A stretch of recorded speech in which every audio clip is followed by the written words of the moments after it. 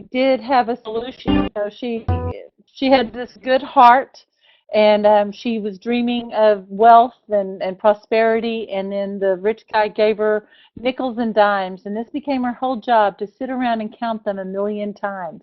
And so, when I think about that song, and it's like, yeah, what are we doing for money that we really don't want to do? And are we telling the truth about, hey, we want money? And are we willing to face the truth about our money? And that's really what the seminar is about. Let me pull up the presentation here.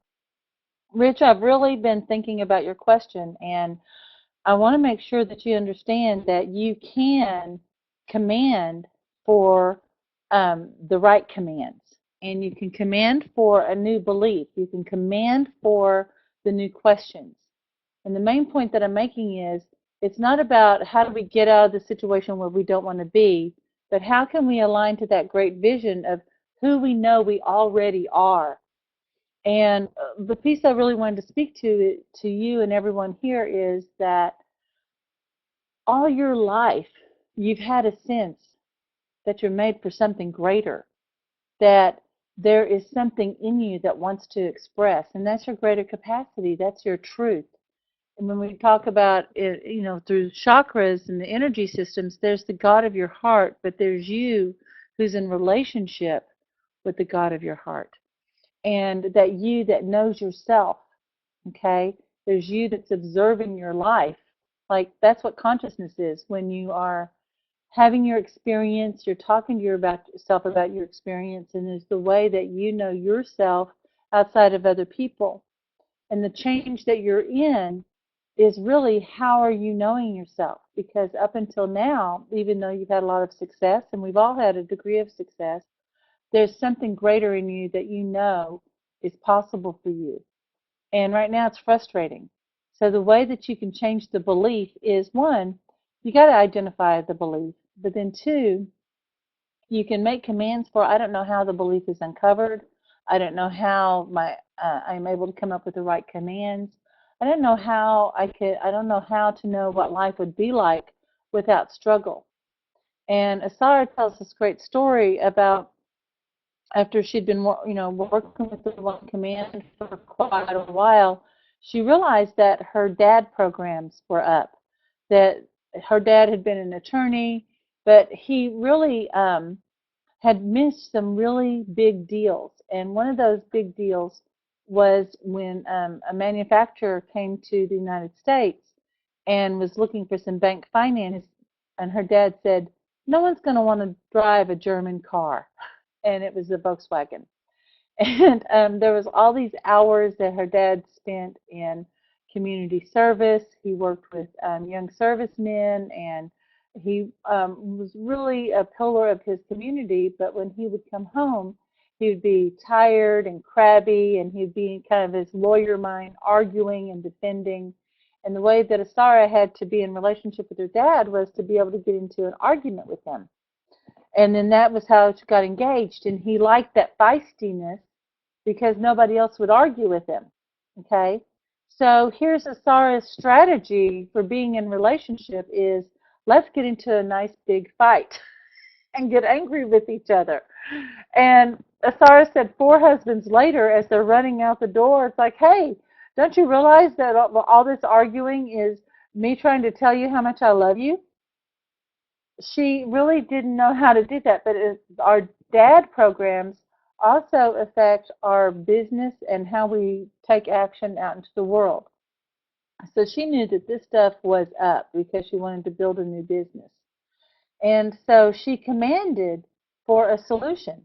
I don't know how I get the right information on how to really clear my dad programs. Even though she had taught people and helped people, she knew it was something outside of her own ability to know. She really needed a different perspective. This is why it's so powerful to work with someone else. Both Asara and I are committed to our personal healing. We both have coaches. We have our healers we go to. We have people we talk to about our business and different aspects of our life. We're committed to the excellence in those and being in relationship as a method of working on that.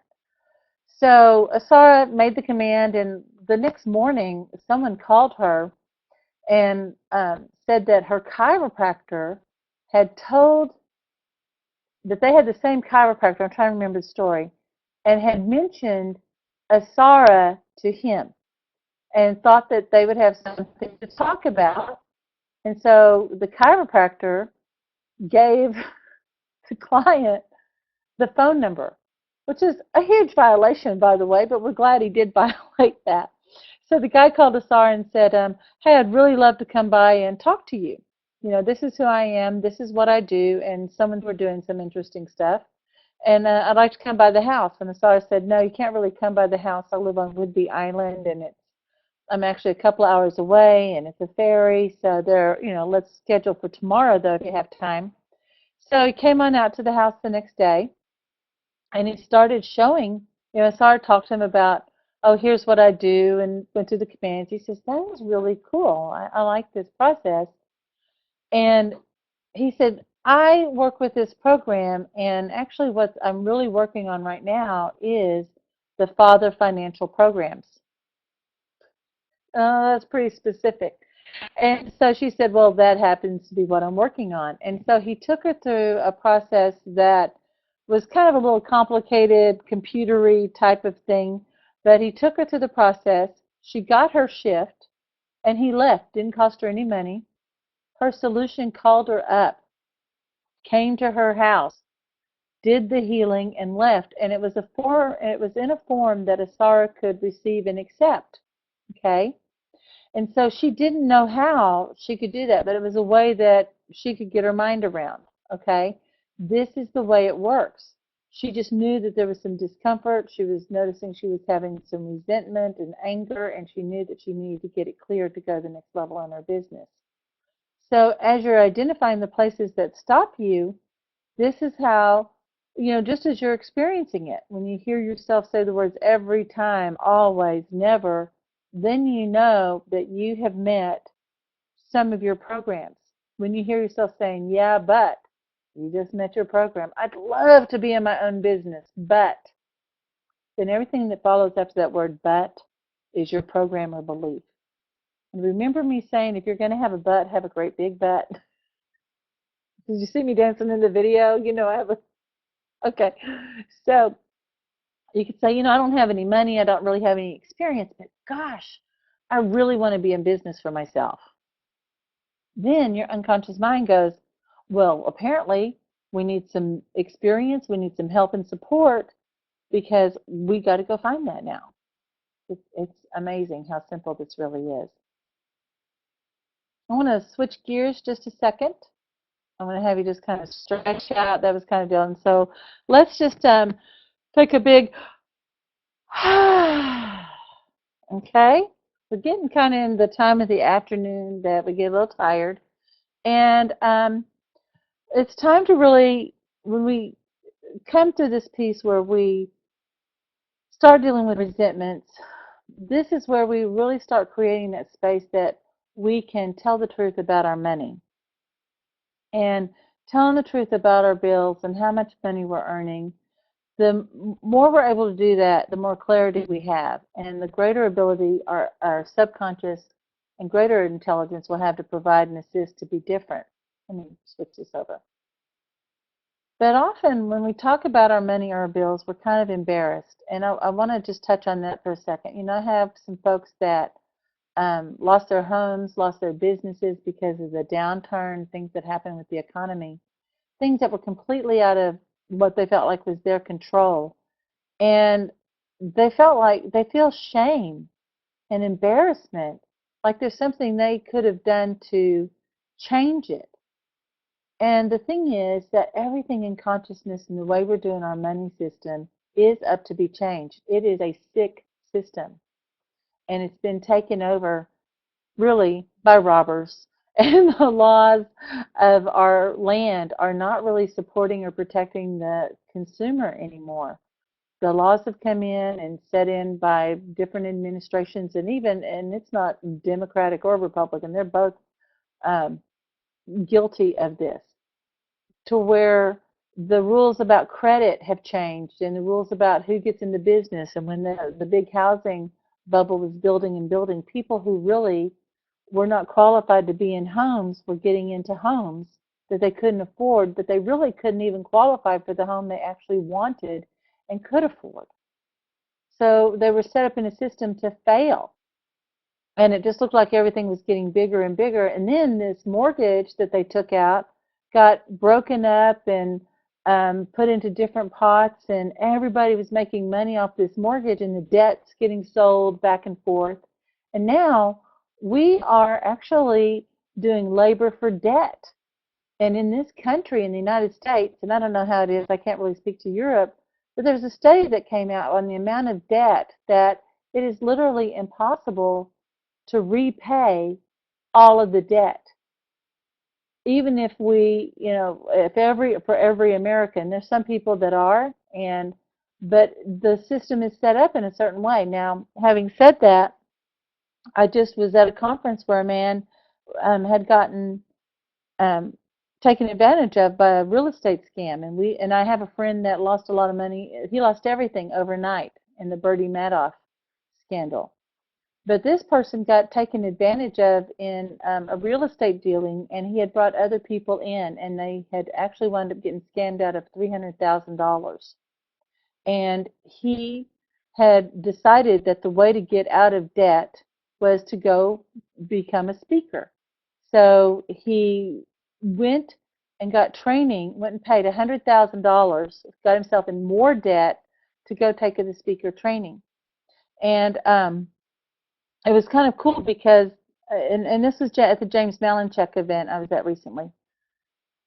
James said, if I had known what your situation was, I would not have taken your money at all. But James really was committed, and he worked with him. And so when he met with this man and said, tell me what your situation is, why do you want to be a speaker?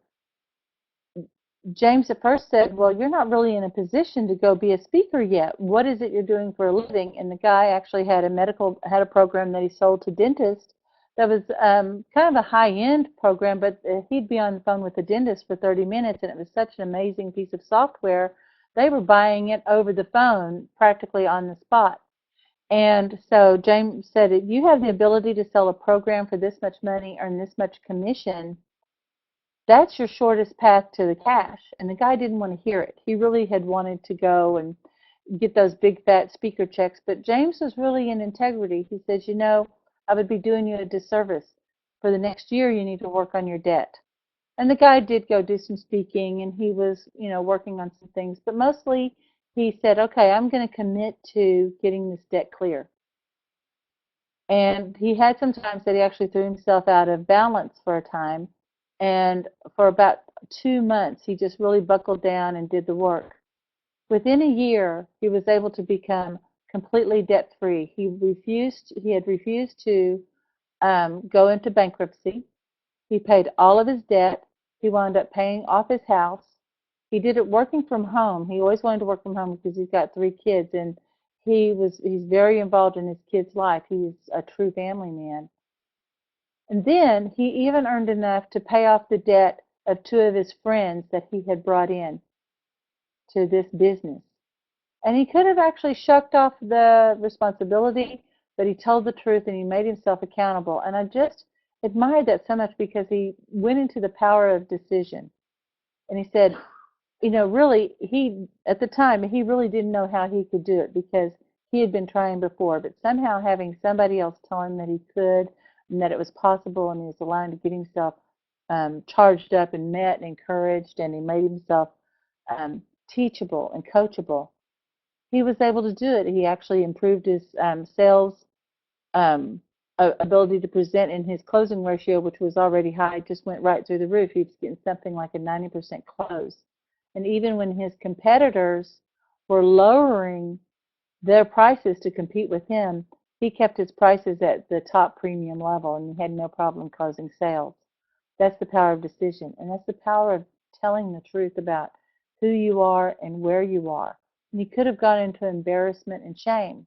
Now, I wish that was a one-command story, but you know what? I think he's still a perfect demonstration about that power of making a decision because he faced it. And then he could have gone into the fear and shame that others are going to judge us. People are going to think I'm not, that I'm a liar because I brought this person in. So we had the ability to turn this around. And we dealt with some of our beliefs earlier about rich people when we said what we were taught about the rich. But you really can meet your programs when you notice how you feel when you're around other wealthy people, or when you're around poor people. If someone was to find out that you got your beautiful suit on sale, or that your life is less than perfect, and I'm going to go ahead and be transparent. Right now, my life is, right now I'm driving a used car. I do have, it's like a couple of times, like, should I go trade it in? Should I go get another car? Well, I really don't use my car that much. I don't have a high value on it. The car is good, and I really like the payment where it is because I'm working on some other things. So in my priorities, driving a new car is not up there. Do I enjoy it? Yes. But my daughter drove this car for a year, and it's got a red spray paint thing on the butt. And I go, well, I'm actually, I just have not dealt with it, but it's not anything that disturbs me. And so when I go to parking lots, though, the only time it bothers me is when I go to my mastermind meeting and I'm parking next to everyone's Lexus, okay, or their Mercedes, or I go to these and I go, you know what, Catherine? Maybe you need to take a look at that. So I tune back into that feeling of embarrassment. But really, if it were important to me, I would get it changed, right? So in telling this, and telling the truth, we've been trained to keep our money matters a secret. I mean, weren't we taught that you don't talk about religion, you don't talk about money, and you don't talk about sex? Those are the three things. Well, religion and sex, we hear about that all the time. Now it's the big debate is everywhere. And believe me, it doesn't take long for you to find out if anybody's getting any, or to find out if they've had sexual abuse in the past, or really people are pretty upfront about this, and money is the last taboo. Couples and business partners have a difficult time talking about money agreements, and accountability. And this is a big sticking point because both people are coming in with their own programming and then they're trying to match it together. And Asara and I actually, when we went into business together, we realized that we really had different ideas about money. For me, I need to see money every day. I'm really great at short money. And for Sarah, she just needs to know that it's coming, and she's willing to not have that money be there for a month or two while she's working on a project. Well, that is a big difference for two people who are in business together. For one, it's it's stressful on someone like me who needs to see the money every day, and then it's annoying to the person who's having to have the conversation to remind the other one that yes, we have a seminar coming up and we have 100 people coming to it. All of our money is about to be taken care of for the next 6 months, right? And so that was just a little difference. And we realized too that our dad's programs were kind of bumping up against each other. She would say, well, my dad was an attorney and he knows about this and we have to do this for him. And I said, well, my dad was a businessman and we had the store and he made deals all the time, and we got in a relationship, and when we needed to make money, we would just go make money. There was just never any excuse not to go make money. And we realized both of our dads were having an argument, our inner dads. And one day I said to Asara, I said, you know, Asara, neither one of our dads know anything about having a consciousness business where we're transforming the lives of people to meet their greater capacity. And neither one of them know about an internet business or having a worldwide mission. Neither one of them know about that. And I think we ought to fire those dads. And you and I have business, Asara, and we knew it the moment we saw each other. And how about if we get those dads out of here and let's your master and my master get in a relationship and let's build this business together. That changed everything. It absolutely changed everything. And we started coming back into alignment from our spiritual truest self.